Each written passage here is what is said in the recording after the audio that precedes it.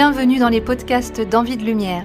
Je suis Daphné et à travers mon expérience et ma vérité, je vous guide vers la reconnexion à soi, la libération des croyances limitantes, la guérison intérieure, pour une vie plus authentique et plus épanouissante.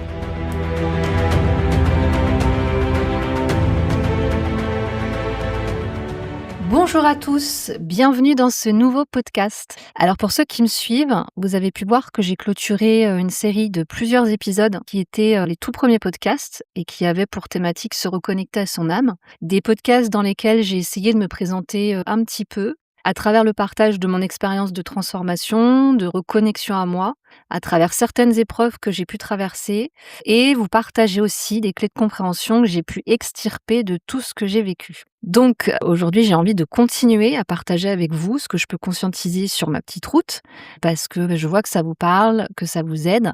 D'ailleurs, je voulais remercier les personnes qui m'ont fait des jolis retours sur ces podcasts, qui m'ont fait des commentaires et puis les personnes qui m'ont donné leur confiance pour que je les accompagne à la suite de l'écoute de ces podcasts. Sachez que ça me touche énormément et que ça me donne beaucoup d'énergie, beaucoup de joie pour continuer tout ça.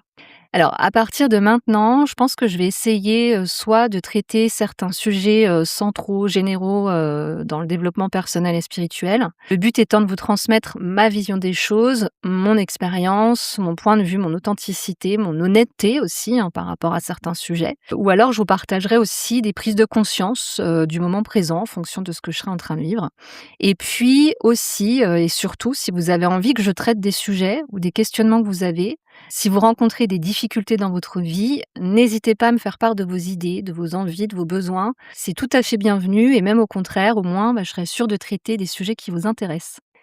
Alors, dans ce podcast, je vais vous parler d'un gros sujet qui est le syndrome d'anxiété chronique, qui est, je pense, quelque chose de monnaie courante, quelque chose dont beaucoup, mais alors beaucoup de gens souffrent et qui, je trouve, est un sujet qui n'est pas assez traité ou alors traité un peu en surface à mon goût.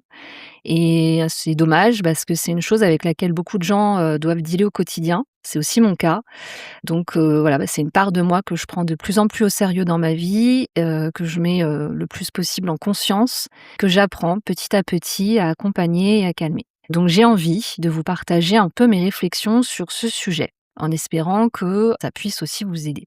Alors, c'est quoi ce syndrome d'anxiété chronique? Comment ça se manifeste? Pour moi, c'est le fait d'être constamment sous pression, d'être sous tension sans qu'il y ait de raison apparente, spécifique. C'est le fait d'avoir un système nerveux qui est constamment en vigilance, voire en hyper-vigilance, de ne jamais pouvoir se détendre, d'être en permanence inquiet pour tout, de souvent s'imaginer le pire, d'avoir un besoin de visibilité, de contrôle sur ce qu'on ne contrôle pas justement. C'est aussi le fait d'être constamment fatigué parce que le système nerveux ne se relâche jamais.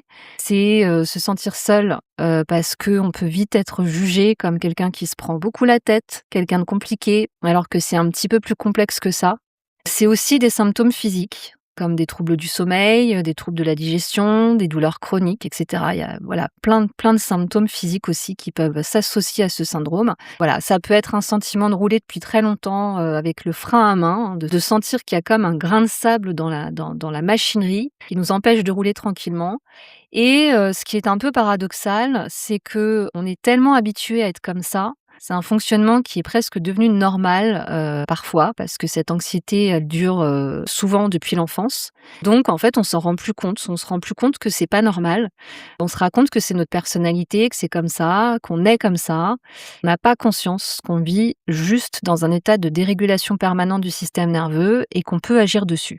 Donc, mon objectif dans ce podcast, ça n'est pas de vous donner des exercices pour apprendre à réguler votre système nerveux. Il y a plein de gens qui font ça beaucoup mieux que moi. En revanche, c'est de pouvoir vous donner une lecture plus en profondeur de ce qui se passe vraiment dans le fond, de vous permettre de comprendre un peu mieux la racine de ce mal et de vous apporter un axe de réflexion et d'action autour de ça. Pourquoi est-ce qu'on souffre d'anxiété chronique? D'où est-ce que ça peut venir?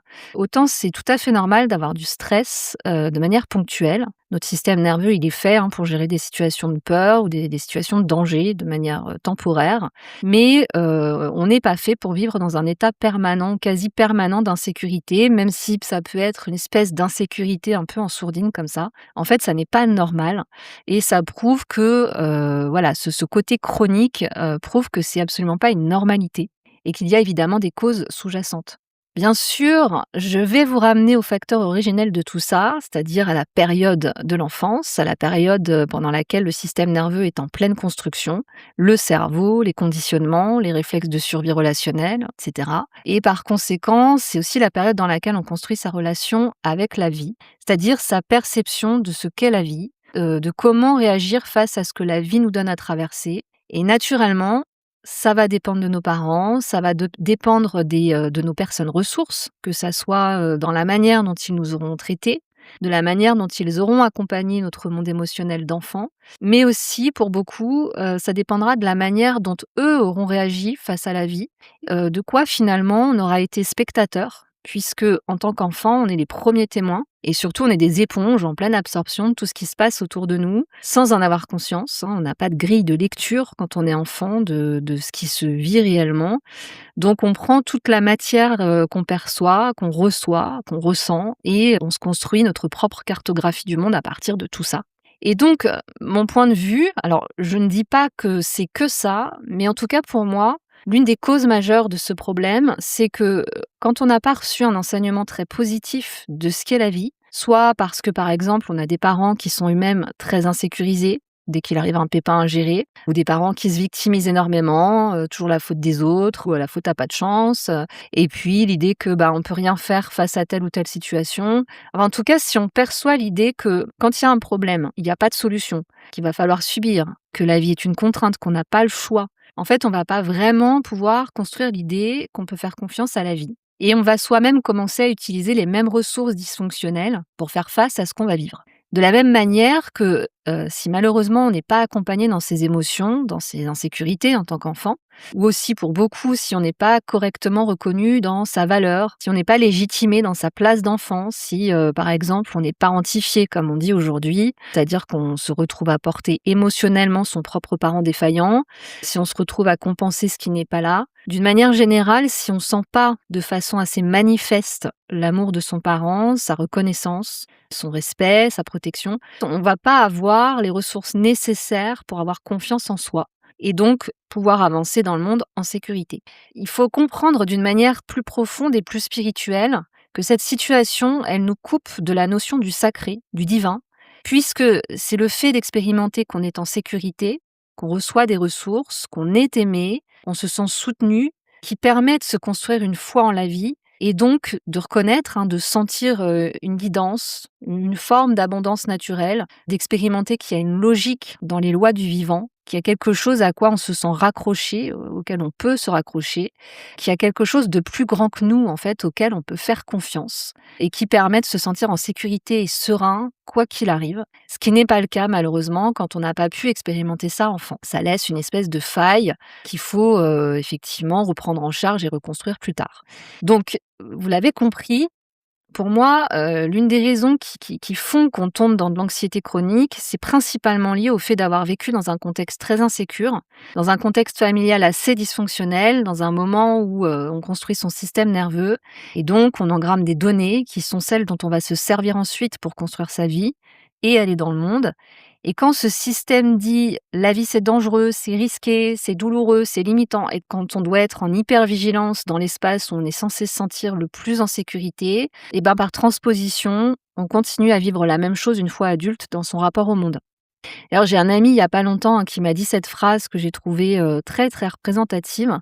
Il m'a dit: «En fait, cette situation, c'est comme si on te disait de marcher alors que t'as pas appris à marcher et qu'en plus tu es amputé d'une jambe». Pour moi, c'est une belle métaphore parce qu'effectivement, c'est compliqué d'avancer dans sa vie sereinement quand on n'a pas eu des clés pour avoir une confiance naturelle en ce qui est, en soi, en la vie et qu'on doit malgré tout avancer et se construire. Évidemment, dans toute cette histoire, on peut parler d'états traumatiques, puisqu'en général, quand on vient d'une famille dysfonctionnelle, on traîne des traumas. À partir du moment où nos besoins émotionnels n'ont pas été priorisés, et surtout, ce sont des traumas qui sont bien engrammés, parce que je pense que dans la majeure des cas, c'est pas des traumas ponctuels, c'est pas, un événement, ça peut arriver, mais c'est pas en général que un événement qui est arrivé une fois. Mais c'est un état qui devient traumatique par situation de carence affective et structurelle répétée sur des années et des années.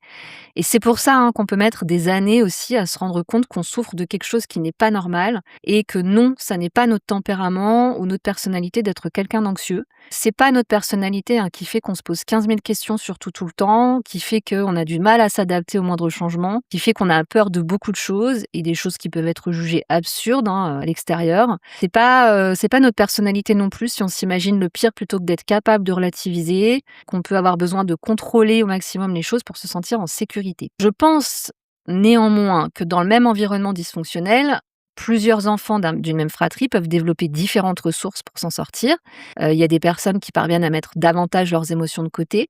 Souvent, c'est des tempéraments plus yang que yin, c'est-à-dire que c'est des gens qui vont aller contacter une énergie plus type colère, plus type feu, plus actif, qui vont réussir à être plutôt dans l'action que dans le ressenti. C'est des personnes qui vont s'accrocher à des choses plus factuelles, plus terre à terre.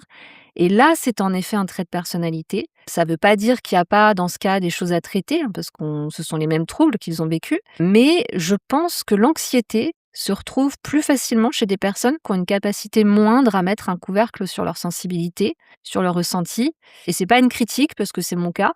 C'est juste que ça donne des chemins différents, qui sont souvent plus complexes dans un premier temps, puisque finalement, on n'a pas d'autre choix dans ce cas-là que de faire face à ce qu'on est et à ce qu'on vit. Et on n'a pas d'autre choix que de prendre en charge cette sensibilité qui, après coup, peut vraiment devenir une grande force. Et justement, je rebondis sur cette deuxième situation, parce que selon mon expérience, l'anxiété, c'est aussi et surtout un don intuitif aiguisé pour nous dire où on a besoin de se diriger dans notre vie. Pour avoir beaucoup vécu de crises d'angoisse par le passé, hein, en plus de cette anxiété, en général, c'est le combo, hein, tout va ensemble. Et donc, pour m'être pas mal penchée sur la question de ce sentiment, hein, d'insécurité, je me suis rendu compte que ça parle énormément de guidance intérieure et de comment mon corps, en me balançant des shoots d'adrénaline et des signaux de dérégulation de mon système nerveux, était juste en train de me dire que j'étais en train de ne pas me respecter, en train de ne pas entendre ce qui était réellement bon pour moi. Et pour cause, puisque j'ai dû m'adapter à un système familial qui n'était pas à l'écoute de mes besoins, j'étais loin d'être capable de prendre soin de moi.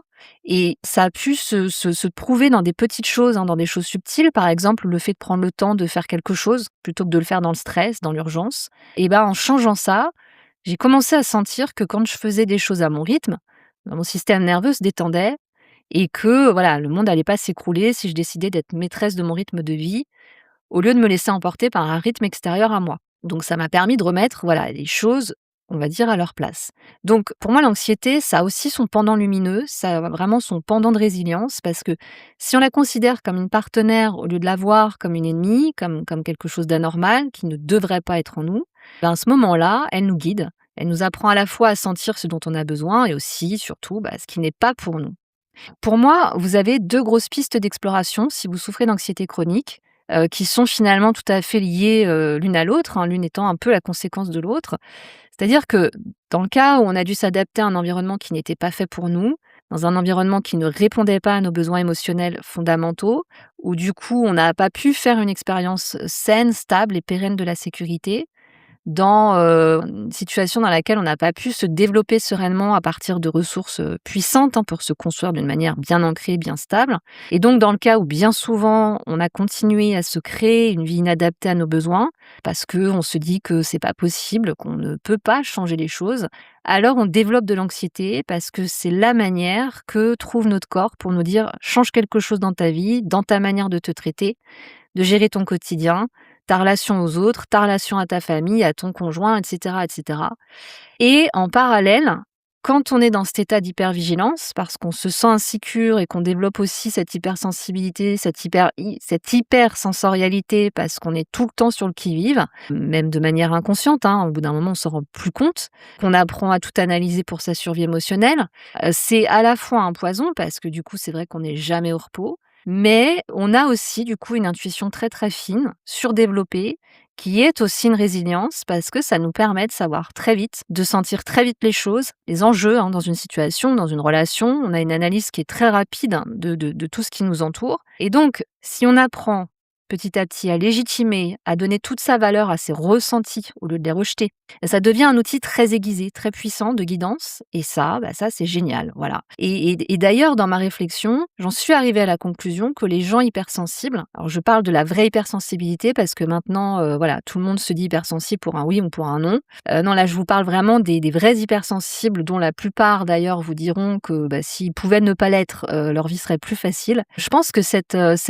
hypersensibilité qui est aussi donc très sensorielle, hein, parce que ça va être aussi l'hypersensibilité au bruit, aux odeurs, le fait de se sentir anxieux dès qu'on est en groupe, de canaliser, voilà, de réceptionner toutes les émotions des autres. Pour moi, cet hyper ressenti est lié à une suradaptation à un système inadapté pendant donc cette fameuse période de construction du système nerveux, qui fait qu'une fois adulte, il y a une exacerbation et une stimulation peut-être excessive de tous les petits capteurs qui nous permettent à enfant de pouvoir anticiper les situations pour nous adapter. C'est un peu l'analyse que j'ai fait sur mon chemin par rapport à ce sujet de l'hypersensibilité. Donc est-ce que finalement, ce symptôme d'anxiété chronique ne serait pas une invitation à créer ce qui n'existe pas dans votre vie et dont vous auriez profondément besoin, créer en apprenant à écouter de manière subtile la vie qui est faite pour vous, la vie qui coule en vous, et aussi défaire les croyances qui vous empêchent d'y accéder et qui elles-mêmes génèrent de l'anxiété parce que le cerveau pense qu'il y a une impasse, un blocage, une impossibilité.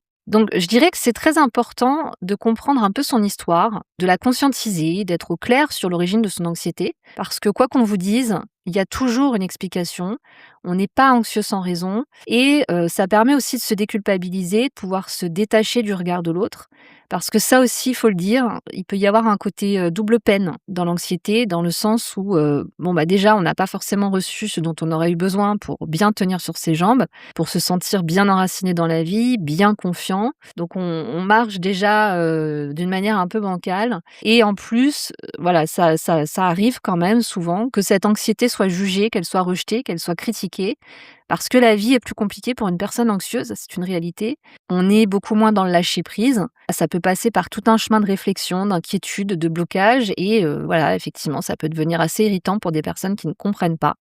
Souvent d'ailleurs, ce sont des personnes qui ont coupé avec leurs émotions, qui ont donc un petit peu de mal avec l'empathie. Ça peut être encore plus déstabilisant parce que on nous renvoie qu'on n'est pas normal, qu'on a un problème, alors qu'en fait, on est juste en mode survie et qu'on fait bien de son mieux. Voilà, après, ça permet aussi de faire le tri au niveau de son entourage, ça c'est sûr. Voilà, il y a toujours du positif, c'est ça qu'il faut se dire. Pour conclure ce podcast, j'ai envie de dire que le meilleur moyen de prendre en charge ce syndrome, c'est vraiment de prendre soin de soi, en comprenant d'où ça vient, en se posant les bonnes questions, en remontant le fil de son histoire, et puis accepter que c'est là, que c'est pas de notre faute, et remettre quelque chose qui est fondamental en soi, c'est la confiance. La confiance que rien n'est jamais là par hasard, que l'anxiété est aussi un appel à se reconnecter à soi, à s'écouter, à se respecter, et à oser. Et oui, ça a l'air paradoxal, mais oui, c'est aussi là pour nous pousser en avant, pour nous permettre de prendre le risque de dépasser ses croyances, de tenter autre chose, pour se donner la vie qu'on mérite de vivre et qu'on a profondément besoin de vivre, hein, la vie qui nous épanouit, celle qui nous permet d'être complètement relâchés, de comprendre aussi qu'on est doté d'une force intuitive qui est certes inconfortable au début, mais qui évolue à mesure qu'on apprend à s'en servir, et puis surtout se donner du temps, se donner de la tendresse, se donner de la douceur, se normaliser dans ce qu'on est, sans chercher à se comparer à ce que le monde voudrait qu'on soit, à ce que les autres, à ce que notre famille, notre conjoint voudrait qu'on soit. Eh ben non, on est ce qu'on est. Donc c'est vraiment un appel aussi à affirmer ce qu'on est dans son essence. En fait, c'est apprendre à se redonner l'amour qu'on n'a pas forcément reçu. Pour moi, c'est ça en fait, la première des sécurités. Voilà les amis, c'est la fin de cet épisode. J'espère que le sujet vous aura plu. J'espère surtout vous avoir apporté un angle de vue un peu différent. J'espère vous avoir transmis aussi un peu de force si vous êtes dans ce cas, si vous souffrez d'anxiété. Sachez en tout cas que vous n'êtes pas seul et qu'il existe toujours une porte de sortie. C'est important de le savoir parce que le propre de l'anxiété, c'est souvent ça, hein, c'est d'avoir ce sentiment que toutes les portes sont fermées. Voilà, c'est pas le cas, sachez-le. N'hésitez surtout pas à me mettre des commentaires pour me dire si vous vivez de l'anxiété et si oui, comment vous la gérez, si ce podcast vous a éclairé. Si vous avez des questions ou si vous avez envie, que je traite certains sujets, vous pouvez aussi me le mettre en commentaire. Vous pouvez aussi m'envoyer un mail, hein, l'adresse, je vais la mettre dans la description de ce podcast. Vous pouvez également, dans cette description, retrouver mon site internet si vous souhaitez en savoir plus sur mon travail. N'hésitez pas à vous abonner pour être informé des prochains épisodes, à mettre des likes, des petits pouces, des petits cœurs en fonction de la plateforme depuis laquelle vous m'écoutez. Tout soutien est très, très précieux pour moi, hein, vous le savez, pour que je puisse être visible et continuer à évoluer. Je vous remercie pour votre écoute et je vous dis à bientôt.